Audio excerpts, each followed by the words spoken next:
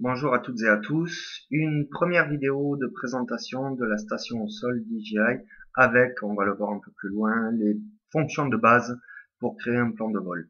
Nous avons aujourd'hui un retour vidéo en 5,8 GHz qui prend directement à partir de la GoPro. On voit le module ici de la station donc qui pendouille, j'ai pas encore eu le temps de le fixer comme il faut. Les antennes, vidéo et télémétrie en haut. Le PC donc qui lance le programme de la station, tout est déjà allumé.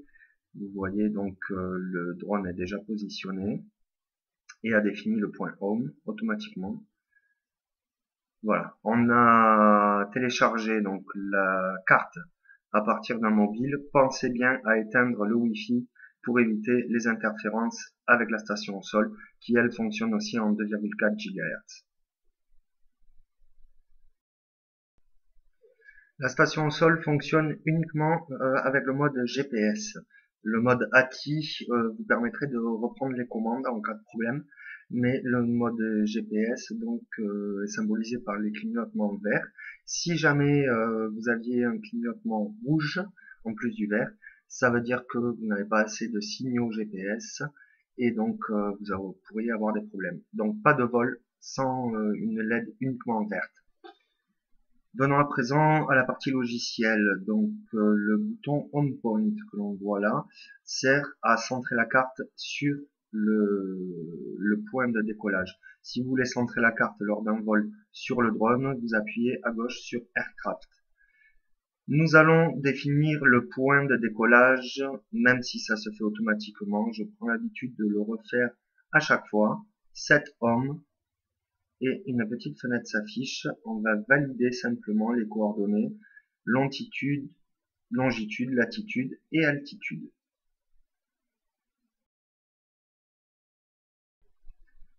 Donc première manipulation, le 1K takeoff, donc le décollage avec un seul bouton. Le drone va décoller, se stabiliser à 5 mètres.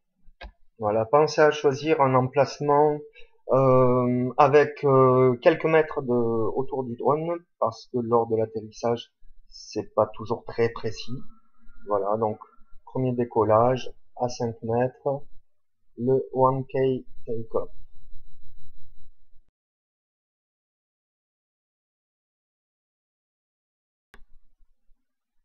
Ok, partons pour une première mission.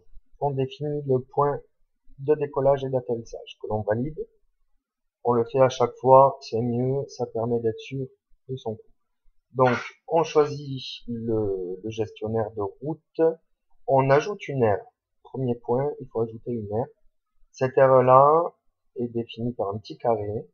C'est l'aire dans laquelle va évoluer le drone.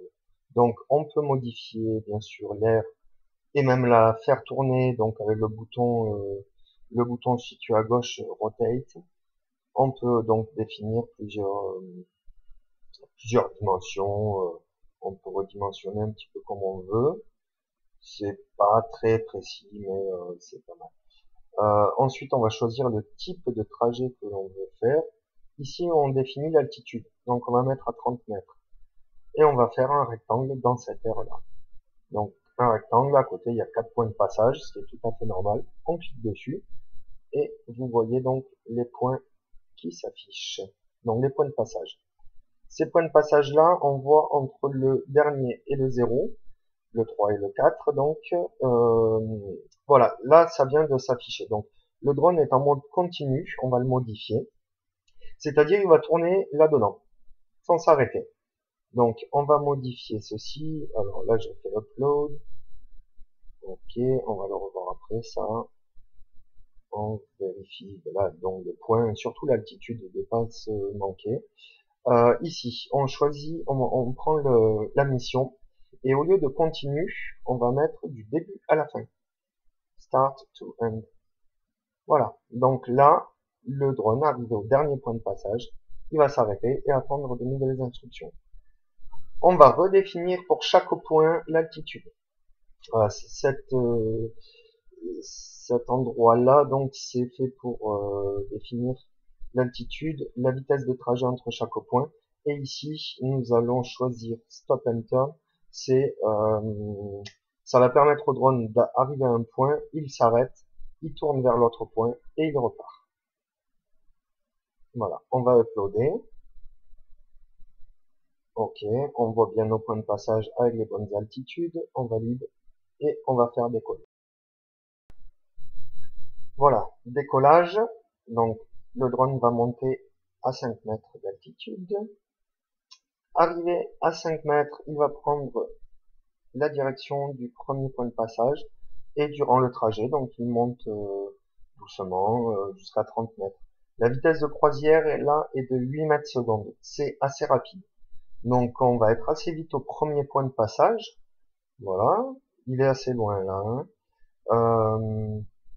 Vous constatez le terrain. Le terrain, un terrain pour voler en sécurité. Donc il y a des grands arbres tout autour. Ça évite que d'être dans une zone où un avion, un ULM, puisse être tenté d'atterrir en cas d'urgence. Sur la gauche, on va avoir une colline relativement haute. Donc c'est pas un coin adéquat pour un atterrissage d'urgence. Donc pour nous, on est en toute sécurité. On va être aujourd'hui à maxi 50 mètres de hauteur. Voilà, le drone part vers le deuxième point de passage. C'est assez rapide. Cette route-là, il a fait maintenant à 4 mètres secondes. C'est la valeur par défaut dans la station au sol. Je l'ai pas modifié. Voilà, toujours vérifier au départ que le drone parte dans la direction voulue. Donc en vérifiant le point de passage et l'orientation de la carte. Voilà, là on le voit passer. Tout se passe très très bien. Comportement excellent. Même s'il y a un peu de vent, je vais vous montrer les herbes un peu après. Voilà, la mission a été effectuée. Donc au loin, j'ai pas pu filmer par mesure de sécurité. Je filme maintenant qu'il est au-dessus de moi. Donc, arrivé au dernier point de passage, il attendait. Donc j'ai cliqué sur Go Home. Il revient maintenant. Donc il reste à 30 mètres d'altitude. Descend, arrivé au point de décollage, il descend à 20 mètres. Et à 20 mètres, il recorrige le point d'atterrissage. Il recorrige sa position. Et ensuite, il descend tout doucement. Tout doucement, tout doucement. C'est très doux. Et malgré quelques rafales de vent quand même, il arrive à se positionner, on va le voir, voilà, à environ 50-60 cm du point de décollage, ce qui est vraiment excellent. Voilà, atterrissage tout en douceur.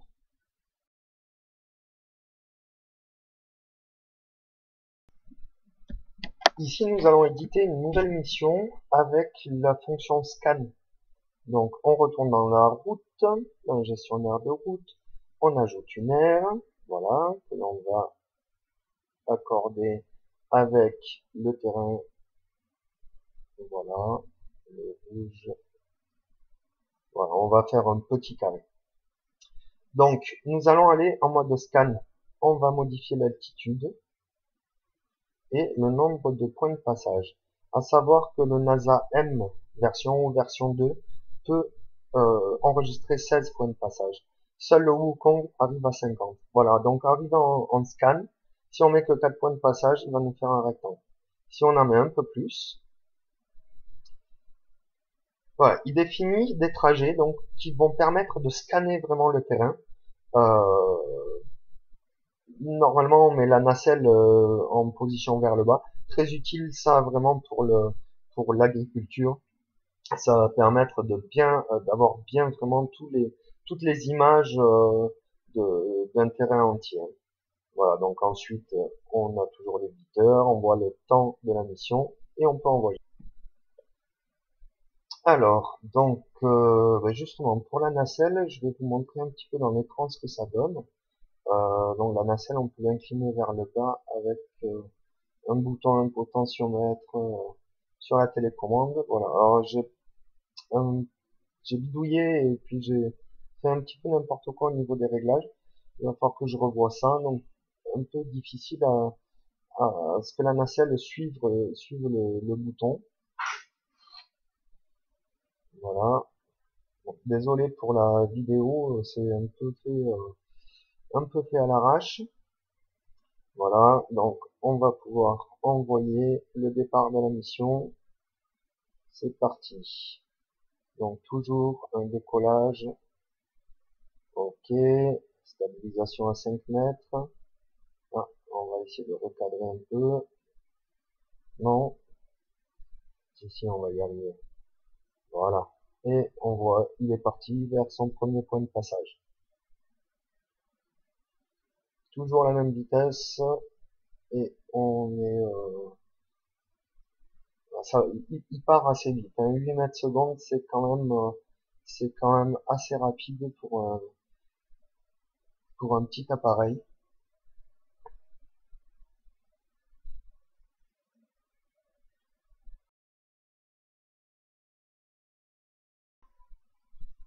Voilà, il est arrivé à son premier point. On le voit partir sur la gauche au loin. Donc il rejoint le deuxième point de passage. Alors, toujours, on voit l'appareil relativement loin. C'est l'altitude aussi. On le voit tout petit. Il n'est pas forcément très loin, mais forcément en altitude. Alors là, j'ai fait go home. Voilà, il revient à toute vitesse. J'étais pas tranquille. Il y a de l'eau plus loin. J'ai pas envie de le noyer. On sait jamais ce qui peut se passer. Donc, il va effectuer à nouveau un atterrissage. Voilà, le go home. Donc, il revient toujours à la même altitude.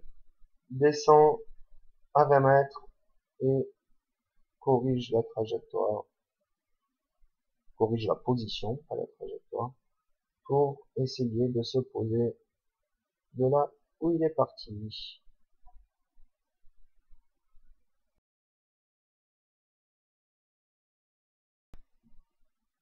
Voilà, donc il va faire son atterrissage tranquillement.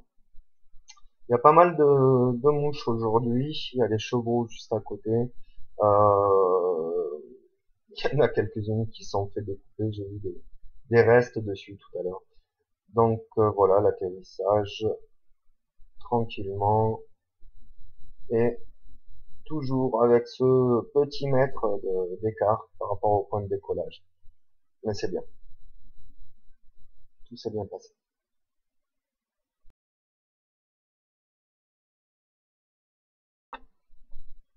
Voilà encore une mission, donc en rond cette fois-ci.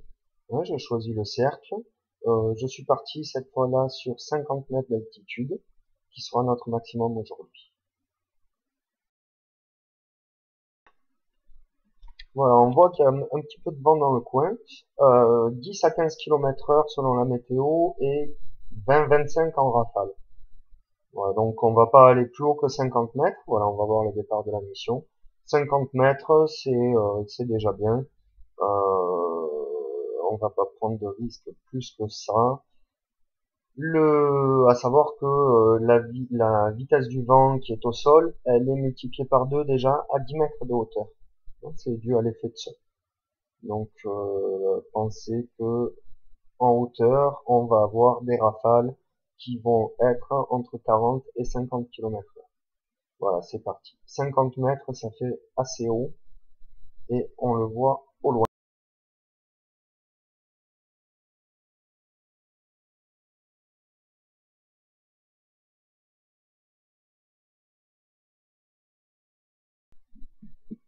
Voilà, donc on va pouvoir regarder la vidéo embarquée donc du dernier vol.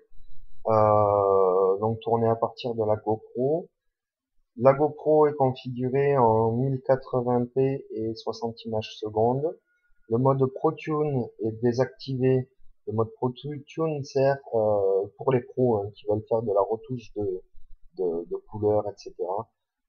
Donc ça aplanit un petit peu toutes les courbes de lumière, de contraste. Donc nous on veut quelque chose qui pète un peu, donc on désactive le ProTune. Voilà, on voit quand même la montée, déjà on doit être là dans les 30-40 mètres. Là, il va continuer à monter jusqu'à 50 mètres. Voilà. Un dernier point, toujours, vérifiez vos checklists. Faites-vous une checklist avant le départ.